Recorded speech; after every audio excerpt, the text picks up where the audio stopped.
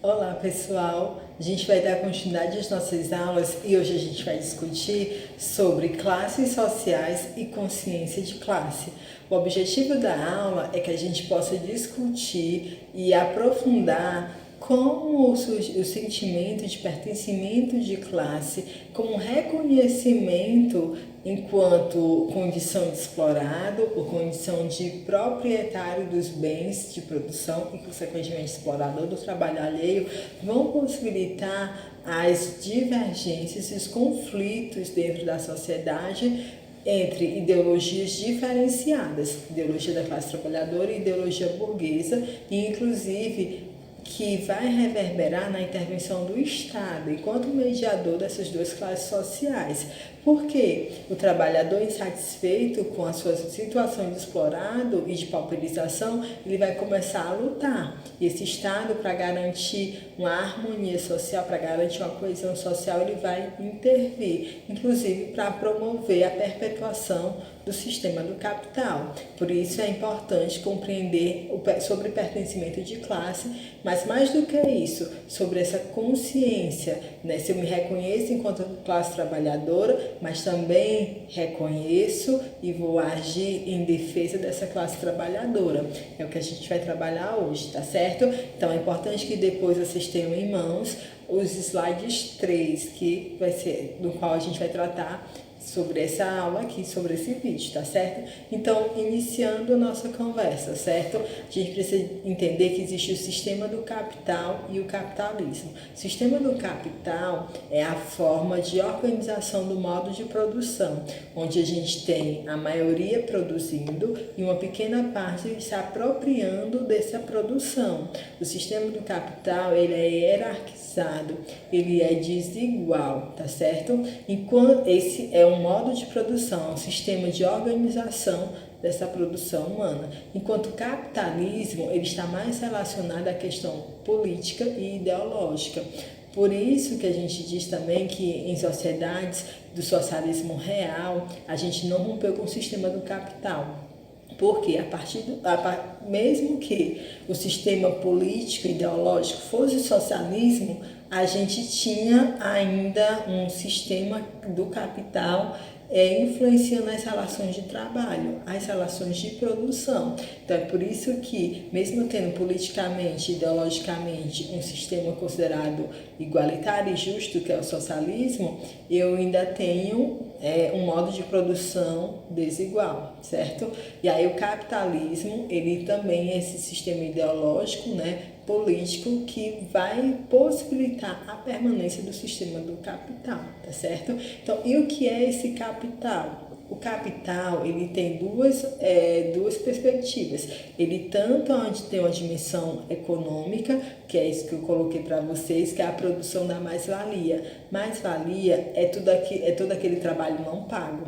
Então, eu sou paga para fazer 10 cadeiras em 8 horas. Mas aí depois eu vou introduzir uma nova forma de trabalho, uma administração do tempo, máquinas, em vez de 8 cadeiras eu vou fazer 50 cadeiras.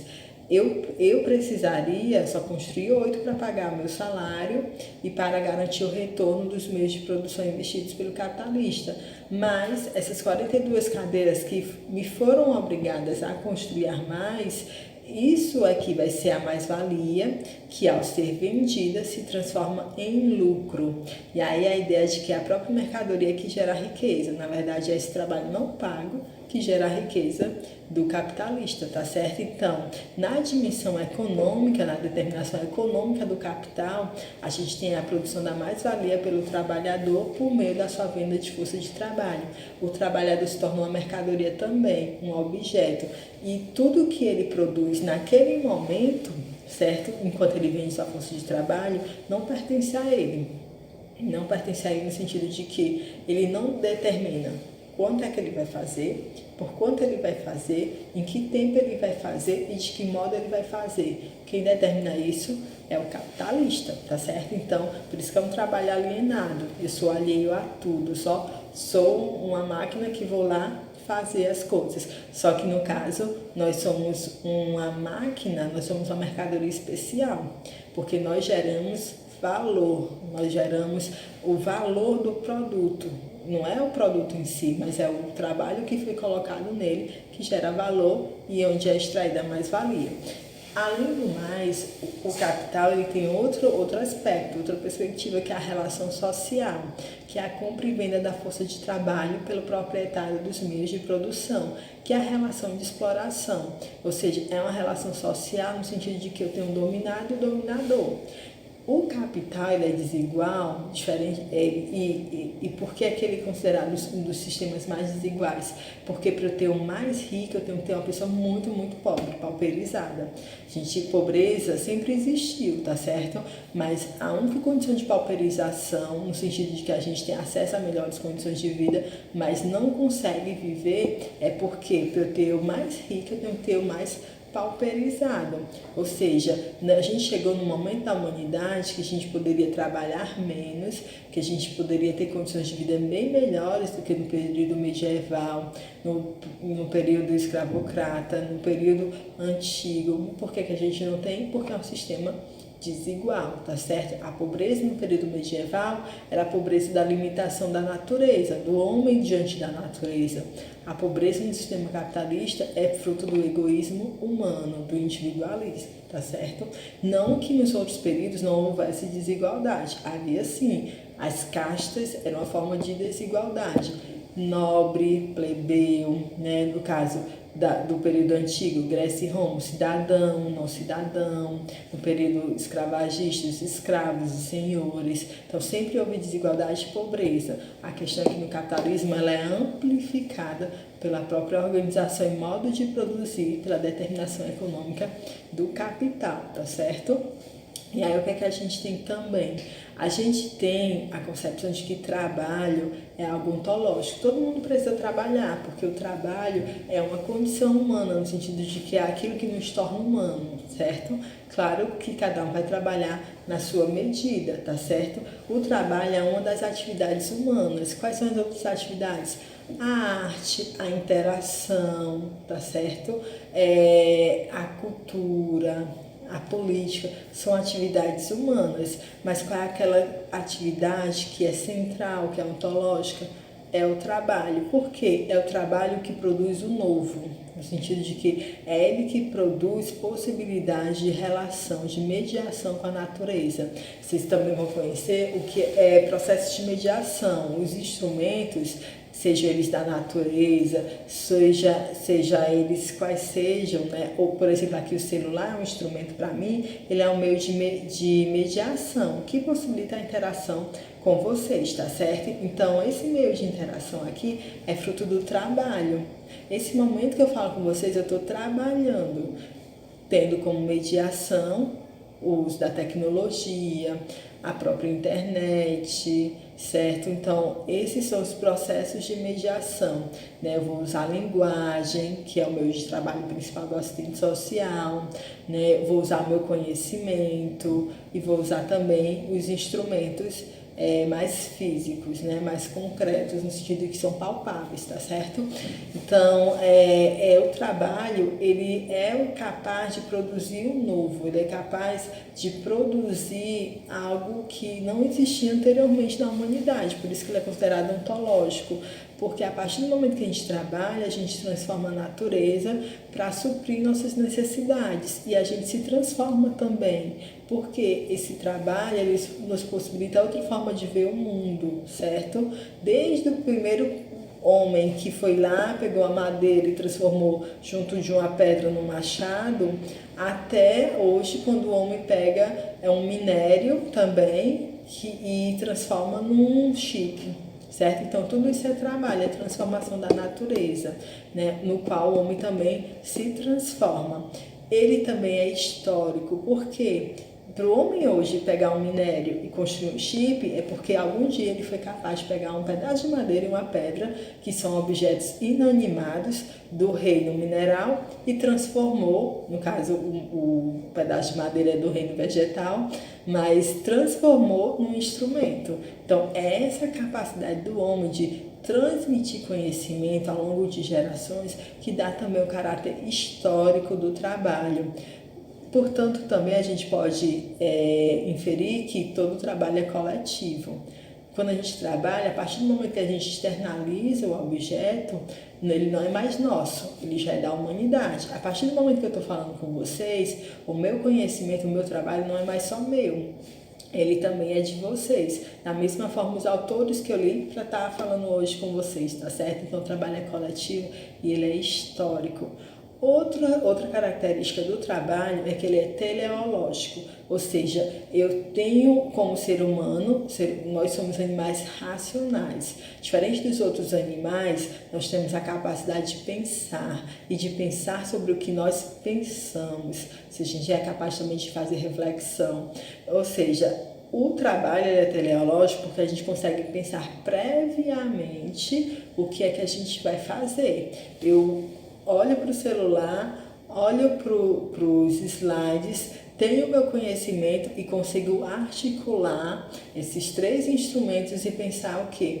O que é que eu quero fazer? O que é que eu vou trabalhar? E a partir daí direcionar o meu trabalho. Isso aqui eu estou falando do trabalho docente, mas o trabalho mesmo que a gente chama de ontológico, né, que é a relação com a natureza, é esse que o homem olha para a natureza, tem suas demandas e a partir dessas demandas ele consegue transformar, pensar previamente sobre o seu trabalho na natureza e direcionar. Né? Por isso que é tão famosa a frase de Marx, né? Que uma abelha ela pode ser a melhor construtora de uma colmeia, mas a diferença entre uma boa abelha e um péssimo pedreiro é que o pedreiro ele sabe o que ele vai fazer antes mesmo de fazer.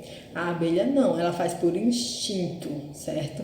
Assim como os outros animais irracionais. Então, como únicos sujeitos que exercem trabalho, é que nós, seres humanos, somos capazes de transformar a natureza e nos transformar num processo consciente, tá certo? Além do mais, o trabalho é articulado à linguagem e à sociabilidade. A sociabilidade se refere às relações humanas. Esses 3 juntos, eles fundam o ser social. O ser social é o conceito que a gente dá para determinar e definir o ser humano, esse ser humano sociável, esse ser humano que tem uma relação com o outro, certo? Então, é esse ser social, herdeiro da cultura, herdeiro do conhecimento da humanidade, tá certo? E aí, o que é que a gente tem? No capitalismo, há uma inversão. Enquanto até o período medieval o trabalho ainda tinha essa característica de ontológico, né, de ser um trabalho concreto, ou seja, ele tinha um valor de uso para o trabalhador, ele tinha como objetivo suprir a necessidade humana. No capitalismo essas coisas mudam. Primeiro que o trabalho vai ser alienado, né? Como eu tinha dito, o trabalhador ele não tem controle sobre os seus meios de produção e sobre o seu tempo de trabalho. É um trabalho que Marx chamou de labor, ou seja, ele é alienado, no qual eu só vendo minha força de trabalho pela troca de um salário para poder consumir. Diferente do trabalho ontológico que Marx chamou de work, ou seja, é um trabalho no qual eu sou consciente, no qual eu defino o que eu vou fazer, no qual eu tenho relação com o objeto que eu produzi, tá certo? Ou seja, nesse capitalismo tem essa alienação, no qual surgem vários fetiches. Toda sociedade tem fetiche. No caso do fetiche do capital é a mercadoria. A ideia de que a mercadoria em si ela gera valor e não o trabalho humano. Porque eu estou tão distante dos meios de produção, tão distante dessa relação social de produção, que eu não me identifico como trabalhador, eu não me identifico como uma pessoa que produz valor. Se eu não me identifico como um trabalhador que produz valor, então eu vou ter, como na minha alienação, o fetiche de que não, é a mercadoria que está gerando lucro, né? Se eu construo, por exemplo, um celular, né, e eu não reconheço que eu que gero valor, eu que agrego valor a esse celular, eu vou achar que é o próprio celular que tem qualidades. Inclusive, cada vez mais a gente tem encontrado objetos que têm qualidades humanas, enquanto os humanos são objetificados. Ou seja, a gente dá qualidade, né? A roupa que é bonita, o carro que é forte, o celular que é bacana, a bolsa que é descolada, a gente dá características humanas para os objetos, enquanto a gente coisifica os humanos como apenas meros objetos de produção dentro desse sistema do capital. É um sistema que produz riqueza para poucos e miséria para muitos. E muitos também não se reconhecem nesse processo de alienação por conta do fetiche da mercadoria. A ideia de que a mercadoria em si é que gera riqueza. E aí o que é que tem consequência disso? A gente tem uma luta entre classes que envolve essas contradições e formas de enfrentamento em cada contexto histórico. Então, no surgimento do capitalismo, lá no começo do século, transição do século XIX para o século XX, né, a gente tem o quê? A gente tem um trabalhador que se revolta contra as máquinas, porque ele era alienado e ele percebeu que antes eu trabalhava lá na minha manufatura, eu ainda tinha um certo controle, né? Manufatura já no período do capitalismo mercantilista, tá certo? Aí eu tinha o controle da minha produção, eu tinha o controle do tempo de trabalho, né? Eu era próximo do mestre, né? Que era o chefe da manufatura, ou seja, eu tinha relações que mantinham um vínculo. Com o surgimento das primeiras fábricas da máquina a vapor, eu não tenho mais esse controle. E aí o que é que o trabalhador percebe? O problema são as máquinas, aí vai destruir as máquinas como se isso fosse resolver o problema da exploração, né? Naquele momento era a forma de interpretar o mundo. Depois a gente começa a interpretar o mundo que não, que é a luta política que vale a pena. A gente tem que lutar politicamente dentro de sindicatos para representar o trabalhador e enfrentar o capital, né? Depois com movimentos sociais. Hoje, na emergência do neoliberalismo, existe uma ideologia neoconservadora, né, que está retornando com a ideia de apaziguar os conflitos e tornar capitalistas e trabalhadores como cooperados, como companheiros de produção de riqueza, com a grande contradição de que só fica rico o capitalista, o trabalhador ele não fica. Por isso que tem cada vez mais se ampliada a ideia de empreendedor, né, de que cada um deve ser seu empresário, os PJs, as pessoas jurídicas que são sua própria empresa, né, são as contradições do capital, porque o único direito que você tem é de se explorar, né? Você se autoexplora. Diferente de ter uma empresa, um empresário me explorando, você vai se autoexplorar. É isso que o neoliberalismo tem trazido, né? E que é importante, por isso, entender o contexto histórico, entender o que aconteceu no passado para tentar projetar o futuro, mas lembrando que é no presente que a gente faz as transformações, tá certo? E aí também Marx vai contribuir para a compreensão da humanidade, ele colocando que a história da humanidade é a história da luta de classes. Antes era o escravo e o senhor, depois foi o nobre e o servo, né? Depois agora é o capitalista e o operário, certo? E aí ele vai colocar que existem essas duas classes fundamentais no capitalismo. O capitalista, que é expropriador da mais-valia produzida pelo trabalhador, e o trabalhador, que é aquele que vem em sua força de trabalho. Mas além dessas duas classes sociais, o Marx ele vai apontar o lupenproletariado. Quem são esses? São os marginalizados. São aquela população que não tem emprego, aquela população que sempre vive em condições de miséria, que não consegue nem ter trabalho para ser explorado. Ou seja, é uma massa de pessoas que pressiona o exército trabalhador, né, que a gente também chama de exército industrial de reserva, é o que pressiona os trabalhadores, porque é a camada de pessoas ociosas que não tem trabalho que vão forçar a contratação por menor valor da classe trabalhadora. Por quê? A ideia de que para cada trabalhador existem vários outros trabalhadores do lupenproletariado que estão disponíveis para algum dia ser explorado. Esse exército industrial de reserva ele é proposital. Porque se eu tenho esse número enorme de pessoas, não é à toa que é chamado de exército, para ser explorado, então para que eu vou pagar um trabalho mais caro? né? Para que eu vou garantir condições dignas de vida? É por isso que, contraditoriamente, a pobreza, apesar dela trazer vários problemas na força de consumo do trabalhador, ela também é importante para o capitalismo, porque eu preciso ter um contingente de gente precisando trabalhar, precisando vender sua força de trabalho, para que eu aumente mais ainda minha lucratividade, pagando menos pelo trabalhador. Então é proposital, é a contradição que o capitalismo não consegue resolver, tá certo? Ainda, segundo Dorigueta e Montano, né, as lutas de classe, né, é o grau de força de desenvolvimento das forças produtivas, seja na fase expansionista ou recessiva do capital, com a presença ou não de crises, articulada à correlação de forças sociais, ao grau de consciência de classe e à organização dos trabalhadores, que particulariza a luta de classes, ou seja, além do que essa relação que eu já coloquei para vocês, econômica e social, das forças produtivas, né, do trabalho em si, desenvolver as forças produtivas, desenvolver o trabalho, tá certo? Na sua condição de crise ou expansão, por exemplo, na contemporaneidade a gente vive uma crise do capital. Ele produz muito e não consegue vender para ter o retorno da mais-valia em forma de lucro. Por quê? A população está cada vez mais pauperizada. E aí ele precisa do Estado subsidiando políticas sociais de transferência de renda, já vista benefício, né, como BPC, Bolsa Família, para garantir que essa população tenha o mínimo de poder de consumo. Mas o que é que também vai tensionar essas forças produtivas aqui desiguais?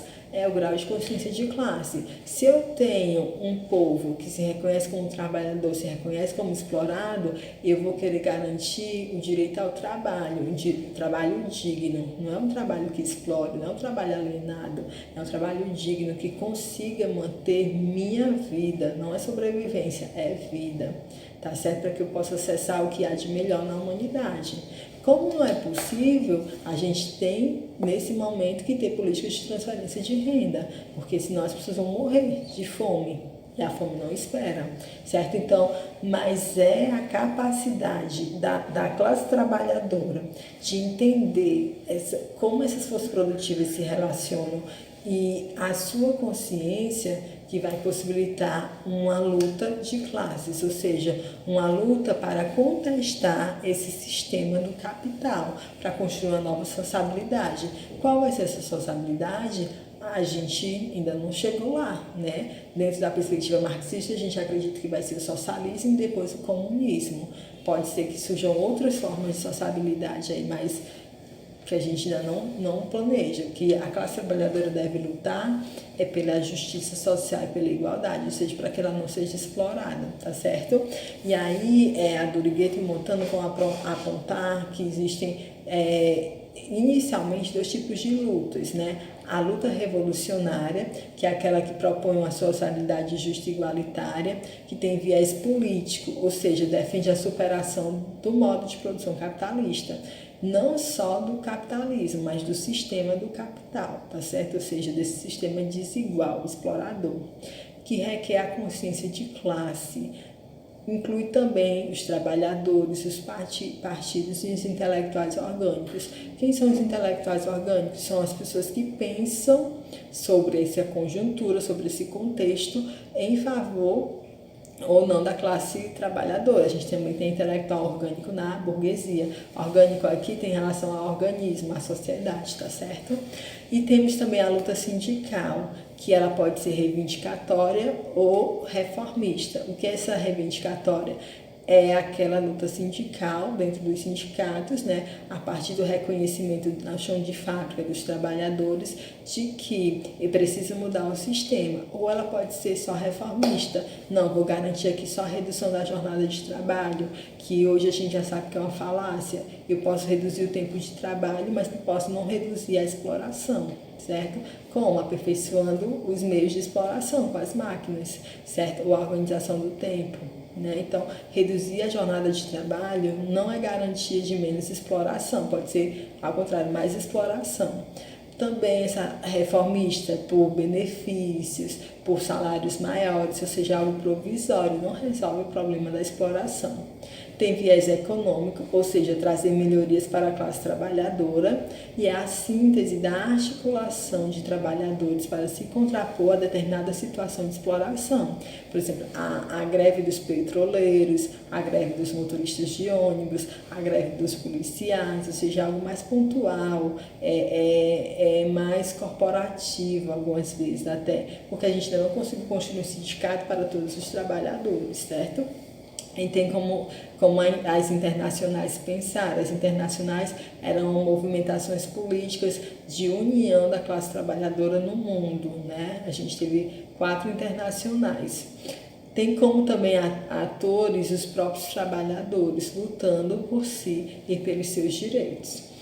Além do mais, é por meio da mobilização dos trabalhadores que pode ocorrer tanto em sindicatos como em partidos que há a possibilidade de mudança estrutural do sistema, rompendo com a exploração do capital. Ou seja, dentro da perspectiva de luta de classes, o trabalhador ele pode se organizar tanto em sindicatos que surgem a partir do reconhecimento dos trabalhadores da sua condição de explorado, mas muitas vezes em contextos micros, né, em contextos mais específicos de identificação pelo trabalho, por exemplo, Sindicato da Saúde, Sindicato dos Trabalhadores, Sindicato dos Operários Automobilísticos, Sindicato dos beneficiadores de matéria-prima, né, como leite, como castanha, como frutas, né? Então, assim, mais específico nesse beneficiamento, ou também sindicato dos comerciantes. A questão dos sindicatos, inclusive, é uma grande discussão, por exemplo, porque entre filiação em sindicatos mais gerais, como o da saúde, ao invés de sindicatos dos assistentes sociais, porque se entende que vai ter mais força.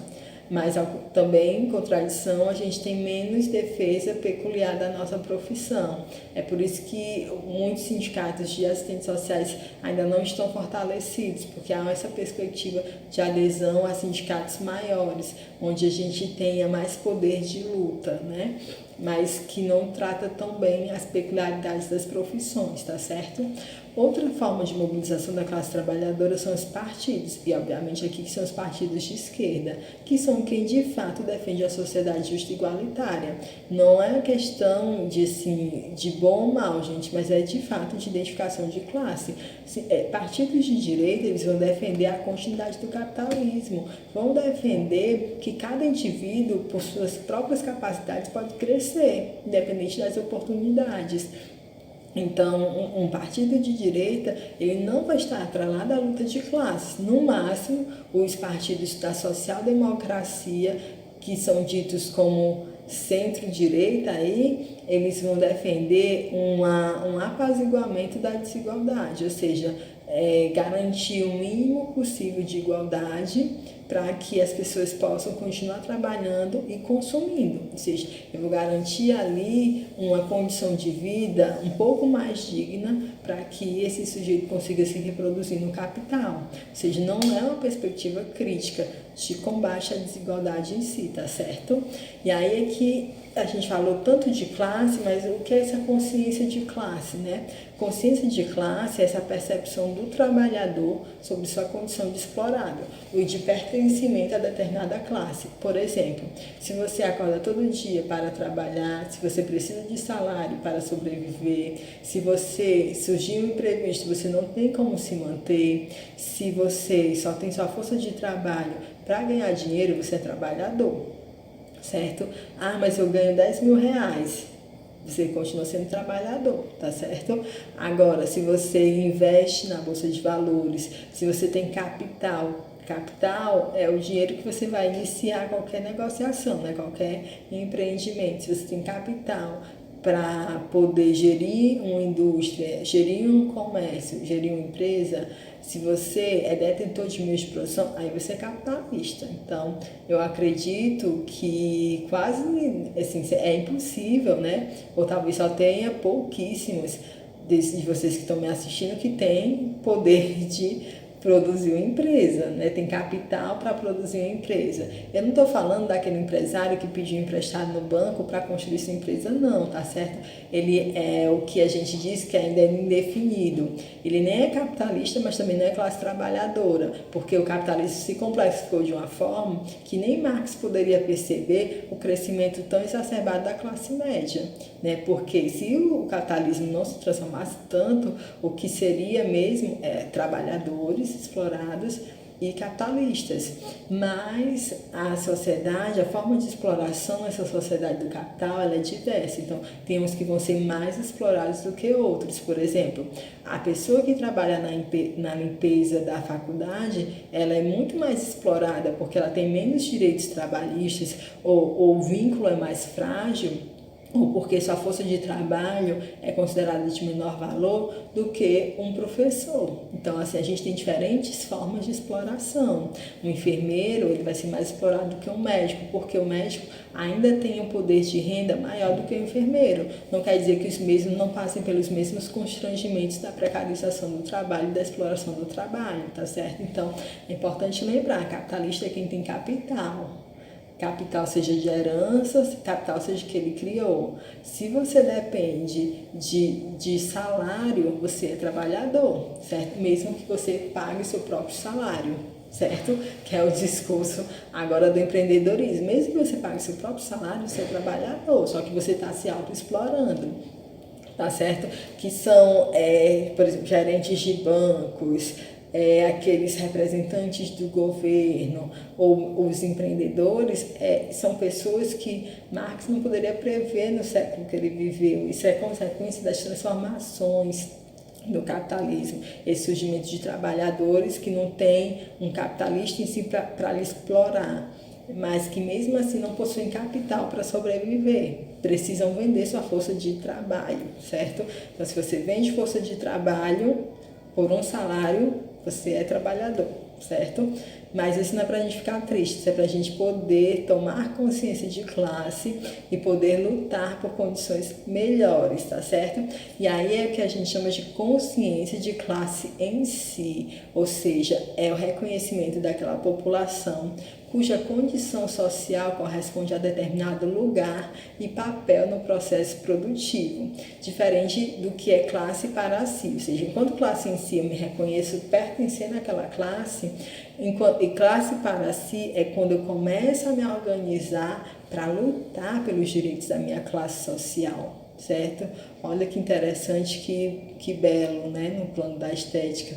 Eu me reconheço enquanto sujeito, pertencente. E se eu pertenço a uma classe, eu tenho que lutar por ela, certo? Porque por mais que eu tenha dinheiro, e dinheiro não é capital, eu posso ganhar 20 mil e ter acesso a bons lugares, mas eu nunca vou ser reconhecido como capitalista, certo? E você continuar sendo classe trabalhadora que teve acesso a maior renda do que os demais, mas continua na condição de explorado. Por isso que é importante não só a consciência em si, mas a consciência para si, para lutar por uma sociedade igual. Senão o desejo do oprimido vai ser de ser opressor, tá certo? Então, a consciência de classe, ela necessita primeiro da consciência sobre a realidade social. Então, por isso que eu fiz aquela problematização ali, né? Não é que para a gente se ofender ou ficar triste ou achar, né, que as coisas são imutáveis, mas para a gente entender que a gente precisa compreender a realidade. O que a assistente social fala que é análise de conjuntura. O que é análise de conjuntura? Entender da história, entender da economia, entender do social, do cultural, para compreender. Opa, a gente era assim, a atualidade está essa. Se a gente não fizer algo diferente, a projeção é que aconteça isso aqui. Então, não é prever futuro, é entender a atualidade a partir do que ocorreu no passado e aí poder construir caminhos, a depender de como a gente vai agir no plano do cotidiano do agora. Então, se agora a gente não se mobiliza, se agora a gente não contesta, se agora o nosso desejo é só explorar, então no futuro a gente não vai ter algo melhor do que isso, tá certo? Então não é adivinhação, é percepção da história da sociedade, tá certo? Além do mais, precisa se suspender o cotidiano. O que é o cotidiano? É o espaço da vivência humana, é o espaço do imediato, é o espaço da heterogeneidade, do diverso, certo? Heterogêneo é o diverso, é o plural. É o espaço da hierarquia. Eu sou professora, estudante, filha, tenho várias outras identidades, né, que compõem a minha personalidade, que compõem a minha subjetividade. Esse cotidiano ele é hierárquico porque a todo momento a gente está decidindo o que vai fazer, dando prioridade. Pode ser que no momento eu dê prioridade à professora, pode ser que no outro momento eu dê prioridade à filha, outro momento eu dê prioridade à assistente social. Ou seja, ele também é hierárquico, tá certo? Ele é heterogêneo porque a gente tem várias atividades também. E ele também é algo socializador, porque a gente aprende pela socialização, pela repetição, certo? Pela assimilação. Eu vi alguém fazendo e vou lá e faço também. Pelo aprendizado, no qual eu vou refletir sobre o que eu estou estudando, e aí sim, a partir de uma reflexão crítica ou não, né, eu posso reproduzir o que eu aprendi, certo? E também da alienação. A alienação, como eu disse lá no começo para vocês, é estar alheio à minha realidade. É não perceber a realidade a partir de uma análise crítica, né? Perceber a realidade pelo senso comum, pelo imediato, certo? Mas é a alienação a partir do que eu não consigo enxergar, desses processos de desigualdade.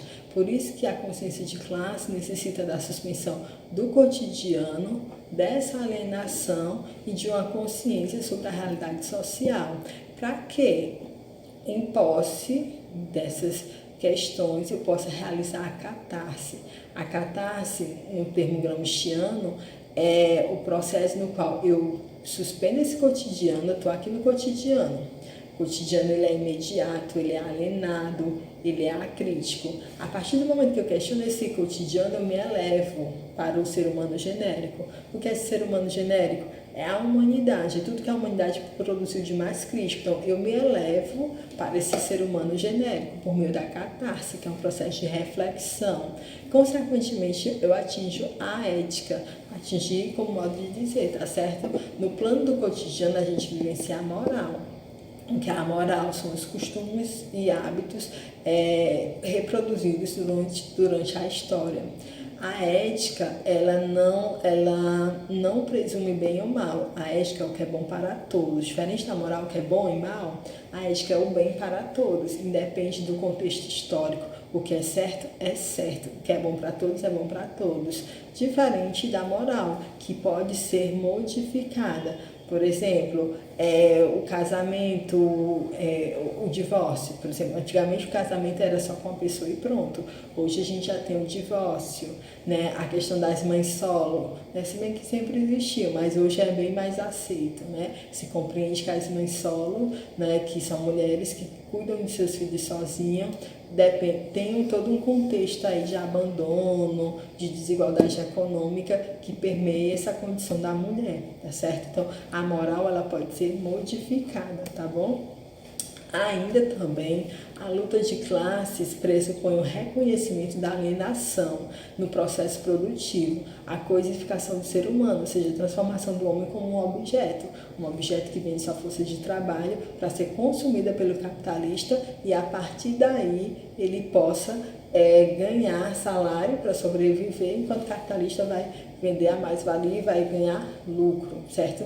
Na relação com o ser social, por isso que eu falo muito da questão de gênero, por isso que eu trago a questão de raça e etnia. Não dá para falar sobre trabalho, alienação no capital, sem entender dessas outras mediações, certo? A gente precisa fazer mediações. O que é mediar é fazer articulações no campo da totalidade do ser humano, da humanidade, tá certo? Totalidade são os complexos que compõem o ser humano. Então, não dá para falar de trabalho sem falar de gênero, sem falar de questão étnico-racial, sem falar também sobre o ambiente, a relação com o ambiente. O ambiente é tudo à nossa volta, não é só a natureza verde, não. O ambiente é tudo. né? A organização dos espaços, o direito à cidade, certo? O direito a ter alimentação saudável, né? Sem agrotóxico, né? Então, tudo isso faz parte também dessa relação com o ser social que muitas vezes é alienada, da desumanização, essa ideia de CPF cancelado, bandido bom é bandido morto, né? Que tipo de relação humana é essa, né? Que tipo de humanidade é essa? Se é que a gente pode dizer que há humanidade, porque humanidade é o sentimento de pertencimento, né? Então, que ideia é essa que a gente tem, né? Que ao invés de ser de responsabilização, é de genocídio, né? Então, essa relação com o ser social que é cada vez mais desumanizada, onde eu não reconheço o morador de rua, a pessoa que está em situação de rua, como um ser humano, mas reconheço dou qualidade a objetos inanimados, né? Então, é essa relação desumanizada que a gente tem.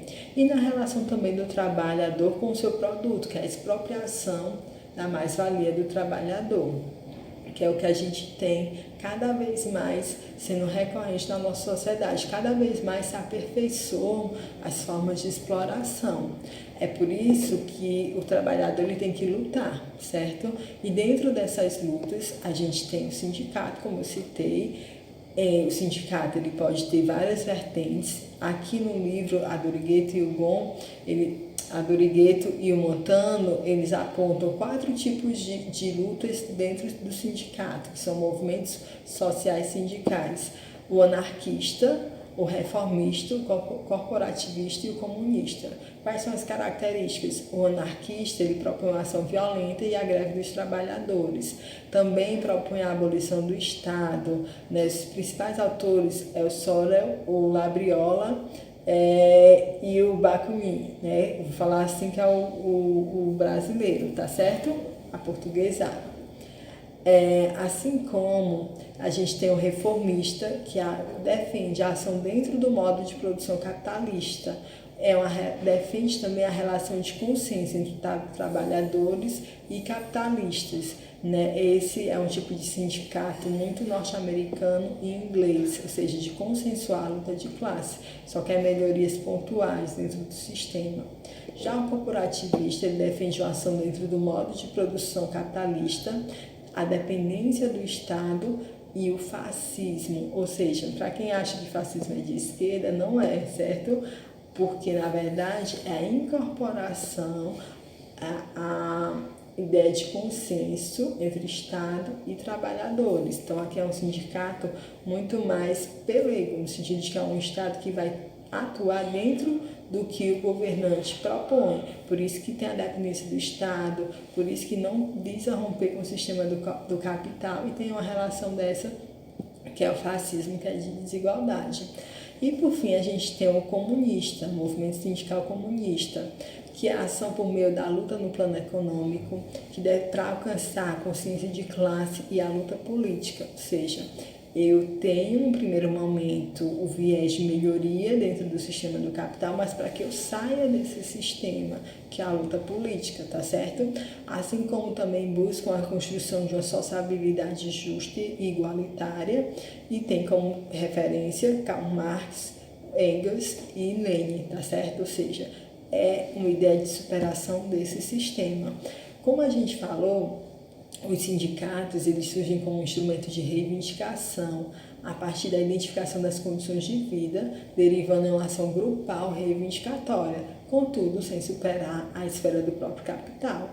É necessário, então, devido à possibilidade de se alcançar uma consciência revolucionária, pois, segundo Gramsci, primeiro o homem organiza-se coletivamente em um momento chamado econômico-político, ou seja, primeiro com essa identificação de classe, para que ele se reconheça a partir da condição de exploração do trabalho e a partir daí ele possa se reconhecer também como classe para si. Então, é o primeiro movimento econômico-político. Depois ocorre um movimento sindicalista em busca de igualdade e, por fim, ocorre um momento de consciência de classe no qual supera-se demandas corporativistas por questões amplas da sociedade de cunho político. Ou seja, eu primeiro me reúno pela identificação do sofrimento humano, do processo de pauperização, até eu conseguir de fato pensar em lutar enquanto classe para transformar esse sistema do capital, tá certo? E aí a gente também tem a luta política dos partidos, né? Que podem ser de esquerda, centro-esquerda, centro-direita, direita e extrema-direita, né? O que seria essa centro-esquerda? É uma esquerda que ainda dialoga com essa social-democracia, assim como a centro-direita, que busca ainda dentro dos consensos, primeiro uma luta dentro do Estado e depois uma luta por uma outra sociabilidade, diferente de uma esquerda que até muitas vezes radical, mas o que é radical, mais radical do que a própria exploração, né? Isso é o que para mim é o que é mais radical na humanidade. Então essa esquerda ela propõe um fim definitivo da exploração de classe. Ela propõe a sociedade justa e igualitária. Ela propõe uma outra sociabilidade. Ela propõe não só uma questão étnico-racial, ou seja, uma sociabilidade onde os seres humanos sejam livres e responsáveis. Liberdade é ter responsabilidade, não é fazer o que quer, é ter responsabilidade. E a gente só vai ser livre quando a gente conseguir ser responsável por nós e por todos os outros, enquanto humanidade, tá certo? A extrema-direita é aquela vinculada ao fascismo, tá certo? Ao extremismo, ao nazismo, que é a intolerância total de qualquer outro sujeito diferente, que prega um individualismo extremo, tá certo?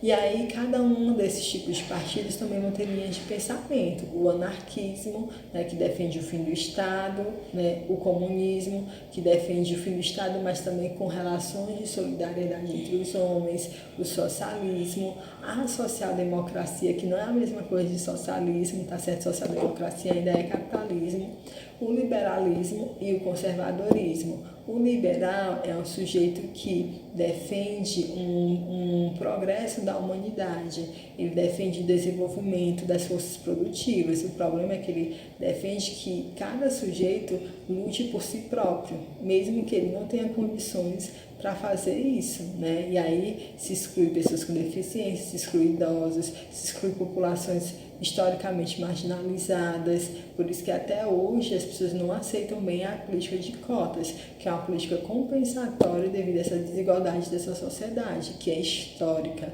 Então não é favor, não é vitimização, é garantia de uma reparação histórica. Certo? Não é que vai resolver todos os problemas, mas vai possibilitar o acesso de pessoas negras à universidade, ao concurso público, para que elas tenham condições de mudar a situação de desigualdade da sociedade. E o conservadorismo, que defende muito a estagnação da humanidade, ou seja, no sentido de que ser conservador é defender o passado, é defender as coisas como elas eram, como elas foram, né? Então, não mudar os valores, não mudar a moral, mesmo que ela esteja errada, certo? Então, é a estagnação da humanidade, certo? E, por fim, a gente tem que o desenvolvimento da consciência de classe representa o máximo de consciência possível, ou seja, a ascensão ao ser humano genérico, a ética, tá certo? Entendida como conhecimento científico da realidade, ou seja, que não é senso comum, e dos fundamentos da vida social em uma dada época. Que fundamentos são esses? A economia, a política, a ética, a cultura, certo? As artes, o trabalho, ou seja, o que é que compõe a nossa humanidade?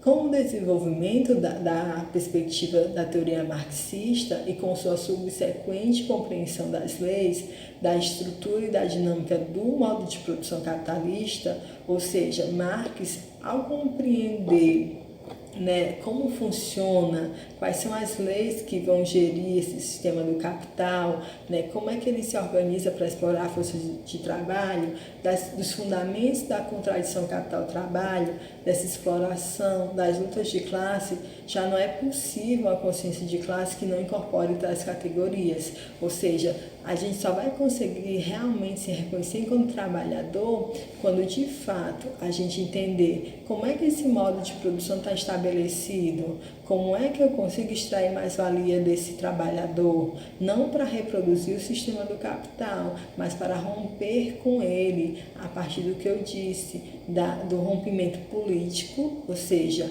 romper com o sistema do capital, tanto político quanto econômico, né? Romper com a alienação do capital, de eu não me reconhecer no que eu produzo, mas romper também na emancipação humana, defendendo valores igualitários, defendendo a democracia, não essa democracia burguesa, meramente representativa, ilustrativa, que a gente não tem voz de fato, rompendo com qualquer processo discriminatório, rompendo com a destruição e degradação do meio ambiente, rompendo com as formas de violência contra crianças e adolescentes, contra mulheres, contra idosos, contra as pessoas com deficiência, contra os imigrantes, rompendo com qualquer forma que traga dor ao ser humano, não no sentido romântico, mas no sentido de construir uma nova sociabilidade, ou seja, construir uma sociedade onde a gente possa acessar o que de ético o ser humano produziu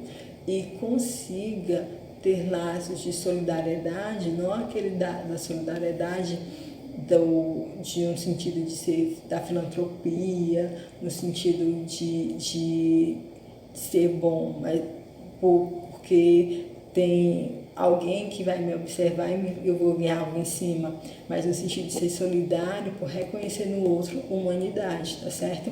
Então, as lutas de classe, elas vão ser fundamentais para que eu reconheça esse outro, certo? Para que, reconhecendo o outro, eu possa reconhecer a mim mesmo.